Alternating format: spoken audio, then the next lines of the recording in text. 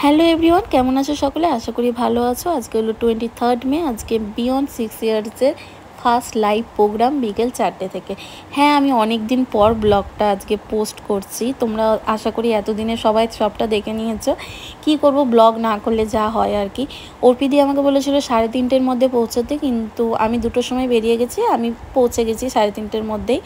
আর ভীষণ ভয় লাগছিল, কেননা এতদিন আমি তাদেরকে মোবাইলে দেখেছি, তাদের ভিডিও দেখেছি, তাদেরকে ভালোবাসি। তো আজকে প্রথমবার তাদের সাথে কাজ করব। দেখা করেছি আগে, কিন্তু কাজের এক্সপিরিয়েন্স আজকে প্রথমবার হবে। তাই নিয়ে একটা নার্ভাস ছিলাম যে ঠিকঠাক করতে পারবো কি না, বা তাদের আমার কাজ ভালো লাগবে কি না, এই সমস্ত কিছু একটা টেনশন ঘুরছে। আর অনেকটা ডিস্টেন্সে দূরে আমি যাচ্ছি বাড়ি থেকে একা একা, প্রথমবার। এই নিয়েও একটা মনের মধ্যে ভয় লাগছিল।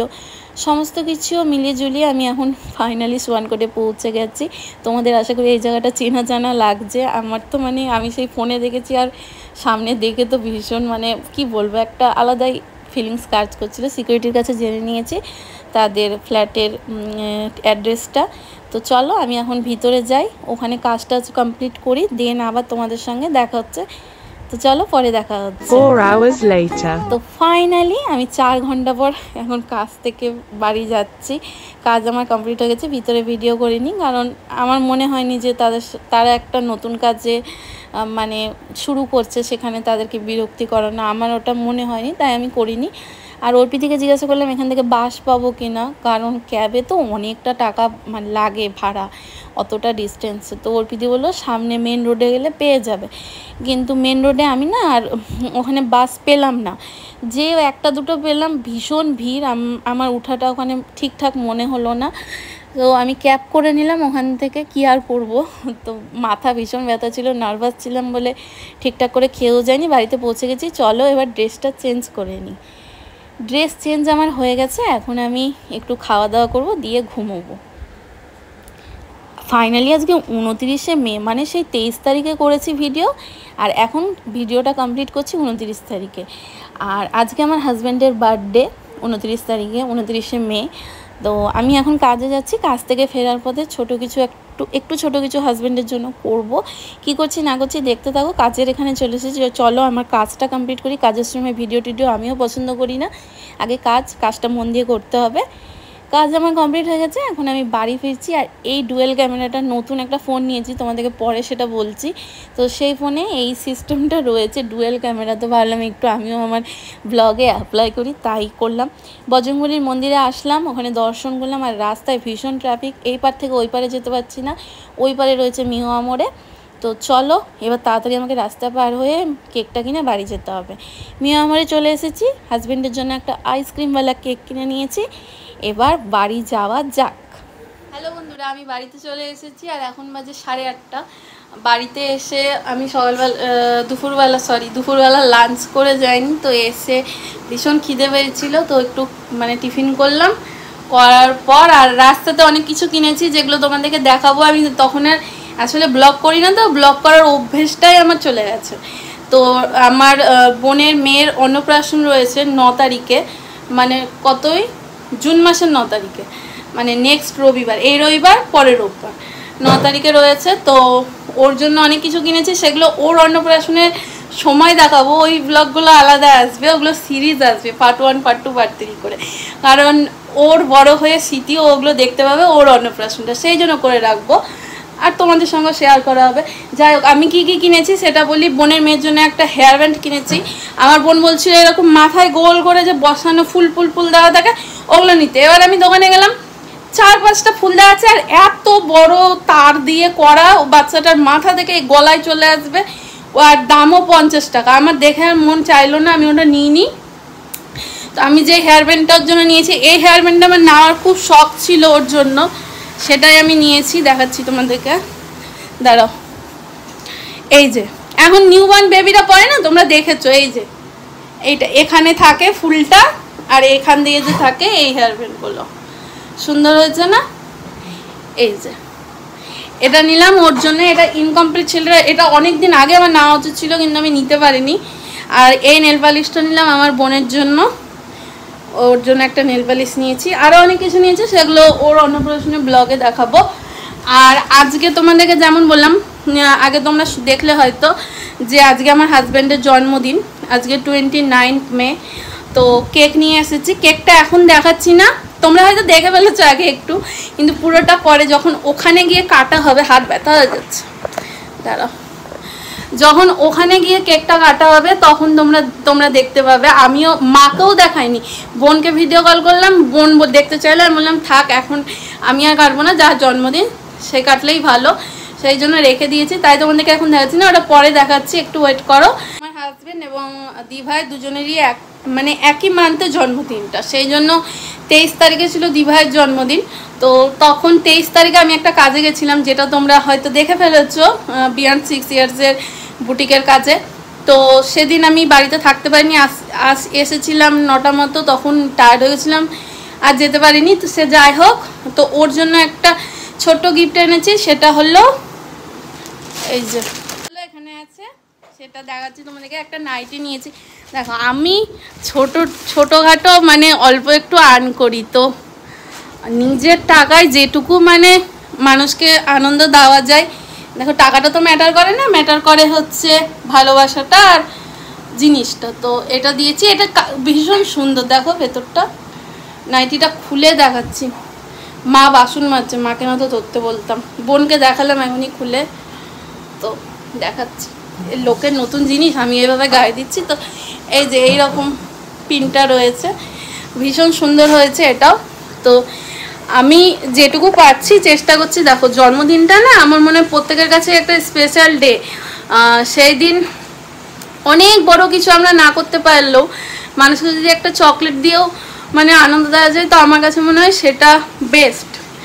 কারণ আমি এই জিনিসগুলো বুঝি, ছোটোখাটো ফিলিংস, ছোটোখাটো অনুভূতি, এগুলোই তো ম্যাটার করে লাইফে বড় বড় কিছু ম্যাটার করে না। তো যাই হোক, আমি চেষ্টা করছি আমার মতো করে, কেউ খুশি হলে হবে, কেউ না খুশি হলে না হবে, সেটা তাদের ব্যাপার, কিন্তু আমি চেষ্টা করছি আমার মতো করে মানুষকে একটু আনন্দ দেওয়ার। তো যাই হোক, এখন মেয়ে পড়তে গেছে 7টার সময়, মেয়ে আসবে 9টা সাড়ে 9টা, তারপর যাব। মেয়ে ওখান থেকে ও বাড়িতে ঢুকে যাবে, আমি আর মা একটু পরে যাব। তো যাই হোক, ও বাড়ি গিয়ে কেক কাটা হবে, তো তোমাদের সঙ্গে শেয়ার করব কেক কাটাটা। ব্লগ করি না বলে বারবার দেখছো, একবার এই হাত হয়ে যাচ্ছে, একবার হাত ব্যথা হয়ে যাচ্ছে। যাই হোক, আর একটা এর মধ্যে গন্ডগোল হয়ে গেছে, তোমাদেরকে দেখাচ্ছি, দাঁড়াও দেখাই একবার। ওই যে মা ওখানে বাসন ধুচ্ছে, দাঁড়াও। এই যে মায়ের ফোন, আমাদের অনেকেরই বাবা মায়ের কাছে এই ধরনের ফোন থাকে। আমার মাকে আমি যদি স্ক্রিন টাচ ফোন কিনেও দিই, তো আমার মা ইউজ করবে না। কারণ কেন করবে না, আমার মা এখনো টিভির রিমোট ঠিক করে এত বছর হয়ে গেল চালাতে পারে না। মাকে আমার মেয়ে কদিন আগে বলছিল বাবুকে তো একটা ফোন কিনে দিতে পারো স্ক্রিন টাচওয়ালা। আমি মাকে বললাম, মা তুমি ব্যবহার করবা এরকম ফোন? এরকম বলতে অত দামি না, কিন্তু নর্মাল এখন স্যামসাংয়ের 6-7 হাজারের মধ্যে যেগুলো পাওয়া যায়। মা বলে না আমি ওগুলো ব্যবহার করতে পারি না, আমার এটা ঠিক আছে। তো এই ফোনটা যেটা আছে দেখতে পাচ্ছ হয়তো, আমার মেয়ে পেনের কালি দিয়ে নাম্বারগুলোতে সব করে দিয়েছে, টিপে টিপে ফোনটাকে 12টা বাজিয়ে দিয়েছে। কেউ ফোন করলে রিং হচ্ছে, কিন্তু যখন টিপে রিসিভ করব তখন আর রিসিভ হচ্ছে না, রিং হয়েই যাচ্ছে। রাস্তায় আমি ছিলাম, 4-5 বার ফোন করেছি, মেয়ের টিচার ফোন করেছে, ফোন বেজে গেছে, ফোন রিসিভ করতে পারিনি। তো এই হচ্ছে অবস্থা। এই ফোনটাকে ঠিক করতে দিতে যেতে হবে, এখনই হয়তো যাব, গিয়ে ফোনটাকে ঠিক করতে দিয়ে আসবো।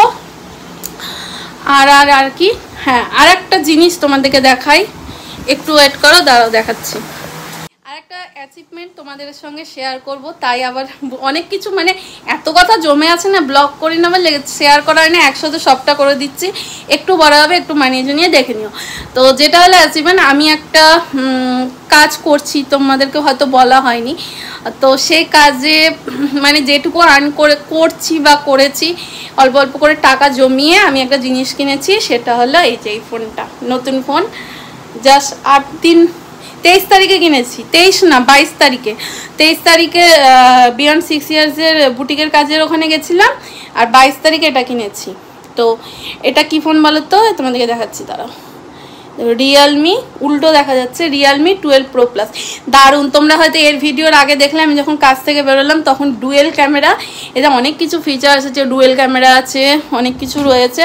তো যাই হোক, এইটা আমি মানে কি বলবো, আনন্দ করার জন্য, শো আপ করার জন্য নিইনি। অবভিয়াসলি এটা আমার কারণবশত নিয়েছি, সেটা হলো আমার কাজের জন্য। আমাকে যেহেতু ভিডিও এডিটিং করতে হয়, ডাউনলোড করতে হয়, অনেক মানে কাজের ব্যাপার রয়েছে। আমি যেখানে কাজ করি সেই কাজের ব্যাপারের জন্যই আমার নেওয়া। কারণ আমি যেটা এখন ব্যবহার করছি iPhone 13, তোমরা যারা আইফোন ইউজ করো তারা জানবে স্টোরেজের প্রবলেম হয়। আমি যখন নিই তখন 256 জিবিটা নিইনি, আমি ভেবেছি 128 জিবিতে হয়ে যাবে। তখন মানে অত আমার অভিজ্ঞতা ছিল না, তো 128 জিবি নিয়েছিলাম। দেন আমি এখন কাজ করছি স্টোরেজ ফুল, মানে এক টাইমে আমি কাজের জায়গায় গিয়ে আমার এমন হয়ে যায় আমি কাজ করতে গিয়ে কাজ করতে পারি না। তখন আমাকে ফেসবুক, ইনস্টাগ্রাম, হোয়াটসঅ্যাপ সব আনস্টল করতে হয়। দেন আমার কাজ যা যা থাকে ওখানকার সব করে দেন বাড়িতে এসে আবার সব অ্যাপ ডাউনলোড করতে হয়, তারপর ইউজ করতে হয়। তো এরকম একটা পরিস্থিতি হয়ে গেছিলো। সেই জন্যই আমি আমার এই নতুন ফোনটা নিয়েছি। আর কোনো কারণের জন্য অনেকে হয়তো ভাববে যে বাবা একটা ফোন থাকতে আর একটা ফোন, অনেকে ভাবছে, অনেকে এগুলো ভাবনা চিন্তা, তো মানুষের চিপ মেন্টালিটি সেটা। কিন্তু দেখো, কাজের জন্য তো নিতেই হবে না। কাজ যে কাজটা আমরা করছি, যেখান থেকে মানে আমরা কাজ করে এগোতে পারছি, তো সেই কাজের জন্য সেই কাজটা যাতে ভালো হয় বা আমিও ভালোভাবে করতে পারি, সেই জন্যই আমার নেওয়া দায় নিয়েছি। যাই হোক, অনেক বকবক করে ফেললাম। এখন আমি যাব মায়ের ফোনটা ঠিক করতে দিতে, দোকান খোলা আছে। এখন দিলে হয়তো রাতের বেলা যেই ছেলেটার দোকান সে আমাদের ফ্ল্যাটেই থাকে, তো হয়তো দিয়ে পেয়ে যাবো। মায়ের ফোনটা দিয়ে আসি। তো চলো, দেখা হচ্ছে কিছুক্ষণ পর, দেখতে থাকো, সঙ্গে থাকো। ফাইনালি এখন কেক কাটিং হবে। আর আমার কেকটা দেখে সকলের পছন্দ হয়েছে ভীষণ। আর আমার মেয়ে তো ভাবছে কখন আইসক্রিমটা খাবে। মেয়ে ভাবছে কি এটা সত্যিকারের আইসক্রিম। পরে যখন দেখলো এটা ভেতরে চকলেট রয়েছে কেকের মতন, তখন বলি এ তো আইসক্রিম না। যাই হোক, দেখতে ভীষণই একটা ভালো লুক কেকটার মানে আছে, দেখতে ভালো লাগছে। তো আমার হাজব্যান্ড বললো আমি একা কেন কাটবো, মেয়ের সাথে কাটুক। তো দুজনে মিলে এখন কেক কাটা হচ্ছে। তারপর আমরা কেক খাবো। আর কেকটা খাওয়ার জন্য আমরা ভীষণ এক্সাইটেড। আর সব থেকে এক্সাইটেড আইসক্রিমটা খাওয়ার জন্য। সরি, মানে কেকই, কিন্তু ডিজাইনটা আইসক্রিমের মতো। যাই হোক, এখানে কেক কাটিং চলছে। আর এখানে এখনও চলছে, এরা এত লেজি না। তো কেক কাটা হলো, খাওয়া হলো। এখানে বিরিয়ানি হয়েছে, মাটন বিরিয়ানি উইথ চিকেন কষা। তো আমরা সকলে এখানে মাটন বিরিয়ানি, চিকেন কষা খেয়ে নিলাম। আর এতটা পরিমাণে দুজনের হয়ে যায় এখানে, মানে এতটা কোয়ান্টিটিতে দেয়। তো আমরা খাওয়া দাওয়া করে এখন বাড়িতে চলে এসেছি, এখন ঘুমোবো। আর ফাইনালি এই ব্লগটা এখানেই শেষ হচ্ছে। ভালো লাগলে লাইক করো, থ্যাংক ইউ।